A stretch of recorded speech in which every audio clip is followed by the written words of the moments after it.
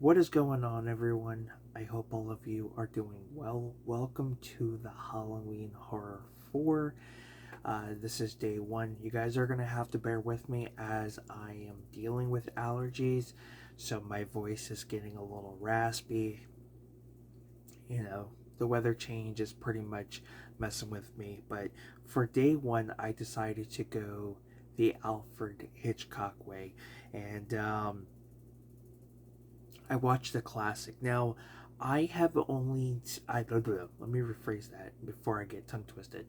I have only seen scenes throughout from this movie. I have never watched this movie in its entirety, and for the first time, I watched the film through its entirety, and I really enjoyed it. Now, mind you, there will be spoilers in this review, so if you have not seen this movie, stop this video, go watch the film, and then come back. I just want to make a fair warning to anyone who has not seen this movie. But I am going to be reviewing Psycho by Alfred Hitchcock. I believe he not only did he write and direct. I know he directed, but I don't think he wrote it. No. So he directed the film. Now, Alfred Hitchcock is a well-known name in the thriller, horror, mystery genre. He has a wide range of films, some that are really well known, while others not so much. I think when you think of him, you think of Psycho, of course, The Birds, Rear Window, I believe, is another one. So there are just so many that he has released. And then, of course, like I said, there are some that he hasn't. But this film, what can I say about this movie that has never been said? It's hard to, because I think by now everyone has seen this movie. You have a great cast. You have the likes of Anthony Perkins, who plays Norman Bates. Um, yeah, unfortunately, he is no longer with us. I think he actually passed away a lot younger. I don't even think he might have been in. He might have been in his 50s or 60s. I don't know. I could be wrong on that. But his son is, directing. And for those who might not be familiar with his son has acted. If you've ever seen Legally Blonde, he is the nerdy guy that tries that one specific scene where he tries to ask that girl out on a date, and Reese Witherspoon comes up and slaps him in the face to kind of help him out. That is Anthony Perkins' son. I want to say it's like I don't. I can't remember exactly his first name. I think it's like Oz Perkins or something like that. I think it's just Oz for short, but excuse me. But yeah, his son, excuse me, his son is, directing and is a well known name at this time. And Janet Leigh, who is the mother to one of the biggest actresses today, who has been in a wide range of movies from, the late 70s to throughout the 80s, 90s, and to this day. And that is, she is the mother to Jamie Lee Curtis. Jamie Lee Curtis is one of my favorite actresses. I don't think she gets enough credit. I gotta say, she does a lot. She has wrote a few children's books, I believe, and she's acted in numerous genres. Of course, the well-known being Halloween, but she's also in Trading Places, which is a good one. Freaky Friday with Lindsay Lohan, which is like the third remake within the Freaky Friday films. So yeah, it's great to see, these actors and directors that are doing really well today, come from family of Hollywood. Their parent or grandparent or whoever it may be, in the early days of Hollywood. So yeah, I've always thought that was fun to learn throughout the years. Um, so let's see if there's anybody else well known on here. No, it doesn't say. But basically, Janet Leigh plays this woman who basically stole money. I believe she stole money from her employer, or former employer, now that she has run off. She stole $40,000 and decides to just kind of keep going, go on the run. And she is getting paranoid. She ends up falling asleep on the side of the road, and a cop wakes her up, and the cops get a little suspicious about her. And she's, of course, she's not making it easy for her to get away. She just makes herself more suspicious, which is, I think, a little thing that I was kind of nitpicking. Like, come on now, it's clear as day you're showing that you're guilty of something.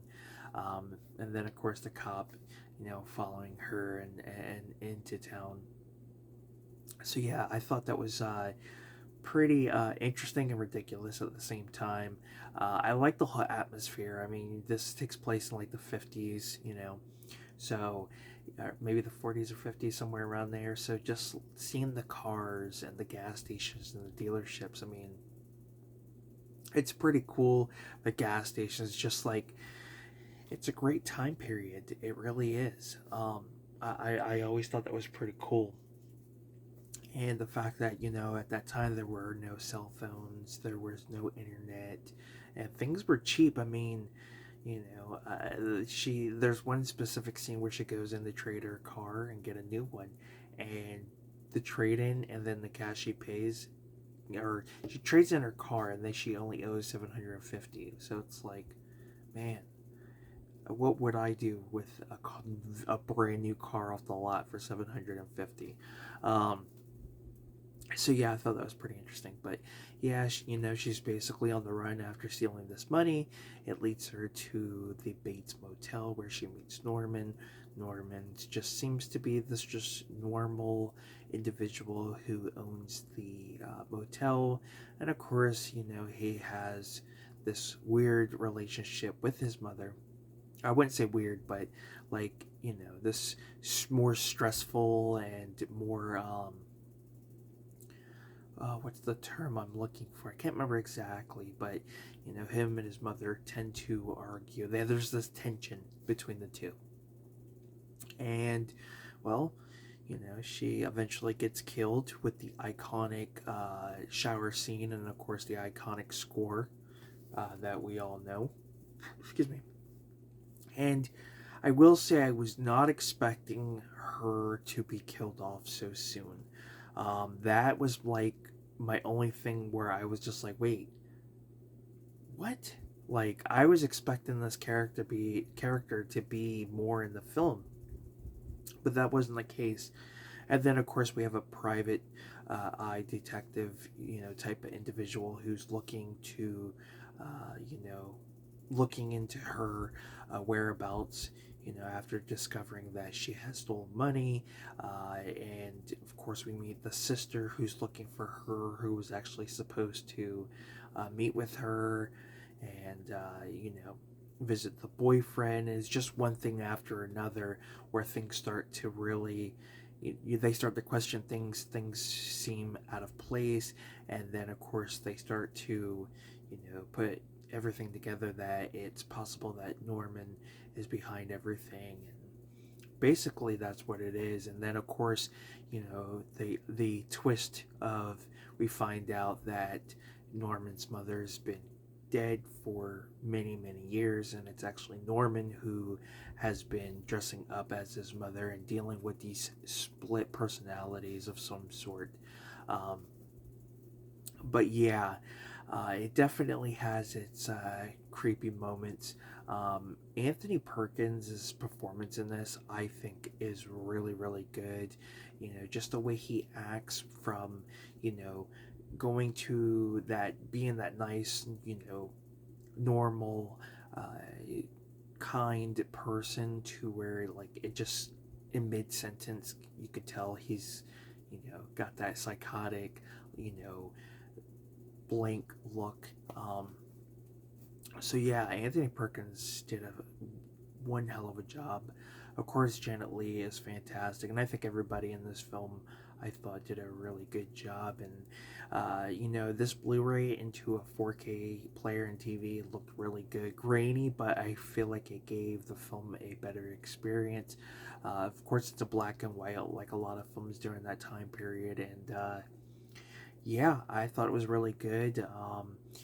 Basically half the film is her, trying to leave and escape after stealing this money, getting killed off, and then it's up to her sister and I guess her boyfriend that she left to come together to figure out not only what happened to her, but what happened to the private detective that it was looking into Janet Leigh's character, and of course they were able to get Norman, and that iconic ending where he's just sitting there with a blanket and I think like a cup of coffee and just has this really very disturbing grin, and then it kind of like puts the body of his mother, who is just basically a decomposed body at this point, kind of intertwining with his face. I thought that was pretty cool and definitely creepy. The score on this is fantastic. Not only do you get the iconic scene that from the shower that plays, but you get a lot of great unsettling music from this film. I can say, after listening to the score, I can see where Danny Elfman has gotten inspiration. You cannot tell me after watching this film and listening to the score throughout the film that there's no way Danny Elfman did not get inspiration for his music from this, because it definitely has some Danny Elfman vibes all over it, even though this movie came out way before all the stuff he did. So I do truly believe that there's a lot of movies that may have gotten him, it's kind of inspired him, and I feel like this is definitely one of them. And of course, this is kind of the grandmother of slashers, if you really think about it, or grandfather, or whatever you want to call it, because I mean, this came out in the 1960. So yeah, it came out in 1960. So this was before all your iconic horror icons. So Norman Bates was the original horror icon, and basically, in a way, the godfather of slashers. So yeah, a lot of movies, of course, took inspirations from this film. So this movie has a very importance when it comes to the horror genre and the slasher genre, and just inspired a lot of films that we have today. So yeah, I really enjoyed this movie. Can't wait to watch the sequels. But yeah, if you've never seen this movie, I would highly recommend. Yes, I know I put spoilers, but sometimes people like the spoilers. I think it motivates them more to watch the movie, and that's how I feel. When I hear spoilers, you're not really ruining the movie for me. You're just making me want to see the movie even, a lot more. It gets the adrenaline kicking. So, but yeah, can't wait, like I said, to watch the sequels, and definitely recommend this movie if you haven't seen it. For those of you who have seen it, let me know what your thoughts are. I did watch the uncut version, which I don't think there's any difference compared to the the original or cut version of that they have. I think it's in black and white, so there are scenes that are a little bit darker, which is supposed to be the blood. But other than that, I mean, I think that maybe when he's trying to get rid of the vehicles and puts basically drives them into a swamp. I think that maybe the only scenes that were cut, but I didn't see any other issue with the version. So excuse me, guys, was not expecting the burp while doing this review. But yeah, I wish I could say more. You know, by now everyone has seen this movie, I'm sure. It's a classic. You know, Alfred Hitchcock, I think, did a fantastic job, and I think a lot of his movies that he's done throughout the years, I think, still hold up to this day. And I think it's a great way to look back at how the industry has changed, not just for movies, but for like the whole atmosphere and pop culture, and just from vehicles to, you know, stores like car dealerships, or hotels and motels and things like that. It's like almost time traveling without having a time machine or having to physically travel through time. I like those little details. So, yeah, wish I could say more, but thank you guys so much for tuning in to day one of the Halloween Horror 4. I hope you guys enjoyed this review, and don't forget to give this video a like. Definitely comment down below, subscribe to the channel for more content, and stay tuned, guys, because for day 2, I will be continuing on with the Psycho films with Psycho 2. So, till then, guys, I'm Film Talk with Mikey. Till next time, we'll talk films. You have a good one. Take care. I'll see you guys soon. Bye.